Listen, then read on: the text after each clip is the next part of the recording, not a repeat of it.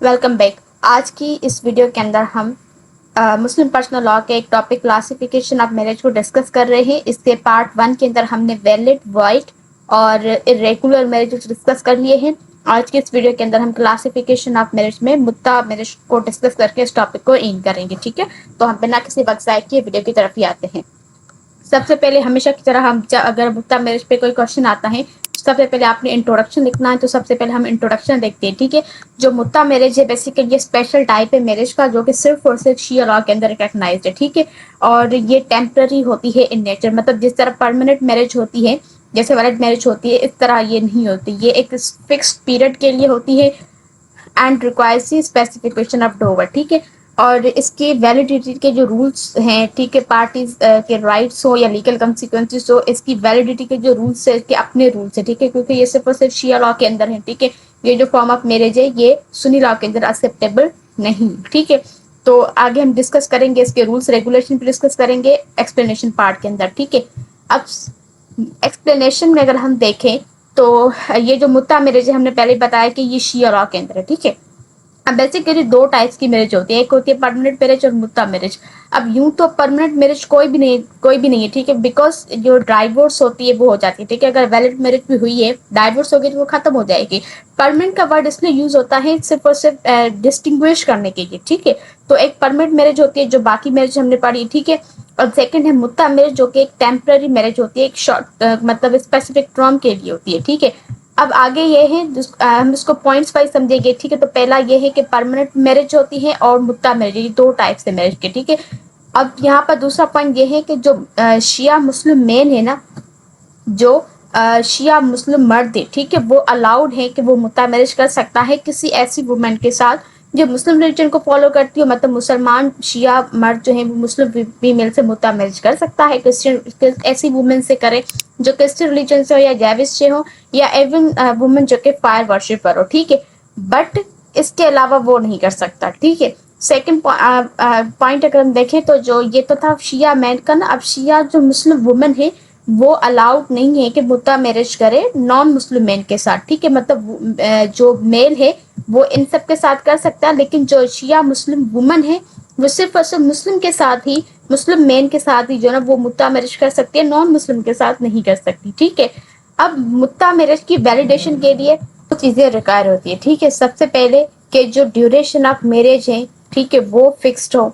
ठीक है, अब ड्यूरेशन जो है मुत्ता मैरिज का वो एक डे भी हो सकता है, एक मंथ भी हो सकता है, एक साल के लिए भी की जा सकती है, और कुछ सेवरल ईयर्स के लिए भी की जा सकती है। ठीक है, और नंबर सेकंड पॉइंट क्या है कि अमाउंट ऑफ डोवर जो है वो मस्ट बी स्पेसिफाइड हो। ठीक है, बोथ अगर पीरियड और डोवर अमाउंट फिक्स्ड है तो मुत्ता मैरिज कंसीडर की जाएगी वैलिड, लेकिन अगर पीरियड फिक्स्ड है बट डोवर मेंशन नहीं है तो ये कॉन्ट्रैक्ट वाइड होगा। ठीक है, अगर डोवर स्पेसिफाइड है और पीरियड फिक्स नहीं है तो वो कॉन्ट्रैक्ट जो है ना वो स्टिल वैलिड नहीं होगा। ठीक है, एज अ मुत्ता मैरिज वो वैलिड नहीं होगा। ठीक है, फिर उसको कंसीडर किया जाएगा एज अ परमानेंट मैरिज।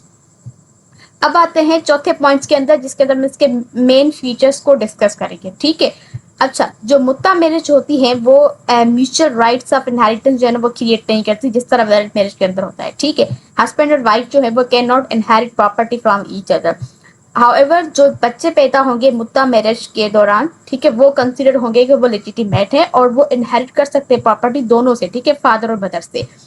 अगर मैन और वुमेन जो है वो एक साथ रह रहे हैं अंडर मुत्ता मैरिज, ठीक है, बट कोई क्लियर एविडेंस नहीं है एग्जैक्ट ड्यूरेशन ऑफ मैरिज का, and they are living the continue together, ठीक है, और एक साथ रह रहे, तो लॉ ये अज्यूम करेगा कि मुत्ता मैरिज कंटिन्यूड है during the entire period of their कोहेबिशन।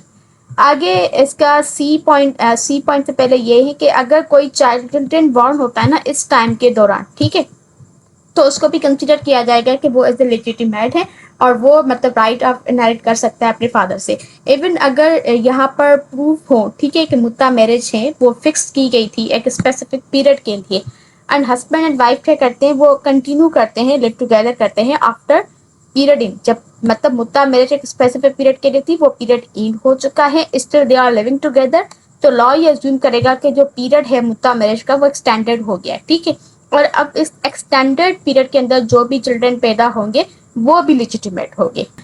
Next है कि जो मुत्ता मैरिज है वो ऑटोमेटिकली इंड हो जाती है जब पीरियड एक्सपायर होता है, ठीक है। यहाँ पे कोई डाइवोर्स का राइट नहीं होता मुत्ता मैरिज के अंदर। हाउएवर अगर हस्बैंड जो होता है वो मैरिज को इंड करता है अर्लियर, तो उसको रिमेनिंग जो टाइम होता है जिसको बोलते हैं हिब्बल मुद्दत, ठीक है, हिब्बल मुद्दत, जो गिफ्ट होता है रिमेनिंग टर्म का वो उसको देना होता है, ठीक है। मुत्ता मैरिज होता है, अगर मुत्ता मैरिज कंज्यूमेट नहीं हुई है तो वाइफ इंटाइटल होगी हाफ डोवर के, अगर मुत्ता मैरिज कंज्यूम हुई है तो फुल डोवर, मतलब अगर मुत्ता मैरिज कंज्यूम हुई है तो वाइफ जो इंटाइटल्ड होगी वो फुल डोवर के लिए, ठीक है। अब इवन अगर हस्बैंड जो ना वो बिफोर टाइम एक्सपायर हो उसको इन करता है तो फिर भी वाइफ को फुल डोवर मिलेगा। लेकिन अगर वाइफ जो है वो हस्बैंड को उस मुत्ता मैरिज को इन करती है बिफोर द टाइम एक्सपायर हो, तो हस्बैंड के पास ये राइट है कि जो अकॉर्डिंग टू रिमेनिंग जो पूरा टाइम है उसके अकॉर्डिंग में ना वो प्रोपोर्शनल पार्ट ऑफ डोवर, उसके अकॉर्डिंग जो डोवर है उसमें से कुछ प्रोपोर्शनल पार्ट डिडक्ट कर सकता है, ठीक है। तो ये था मुत्ता मैरिज का कॉन्सेप्ट इन शिया लॉ।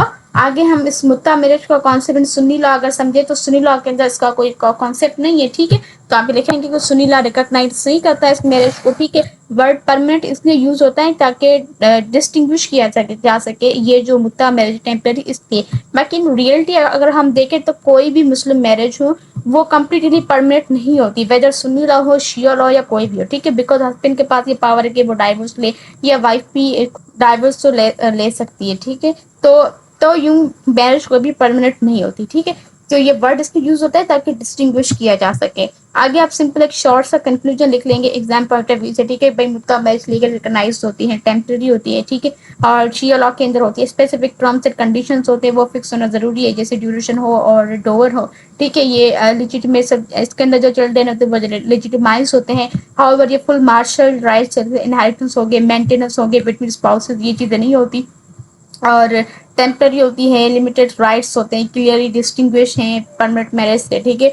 और ये रिमेन अनरिकॉग्नाइज है सुन्नी लॉ के अंदर। ये छोटा सा कंक्लूजन है। आई होप कि आपको ये मुत्ता मैरिज का कॉन्सेप्ट जो है वो समझ में आया होगा। अगर आपको पेपर के अंदर ये सवाल आता है और आप इस तरीके से लिखते हैं तो डैट विल बी गुड, ठीक है। अगर आपको कॉन्सेप्ट समझ में आए तो वीडियो को लाइक करें, कमेंट सेक्शन में अपना फीडबैक लाजमी दें और अपकमिंग वीडियोस के लिए चैनल को सब्सक्राइब करें। Thank you.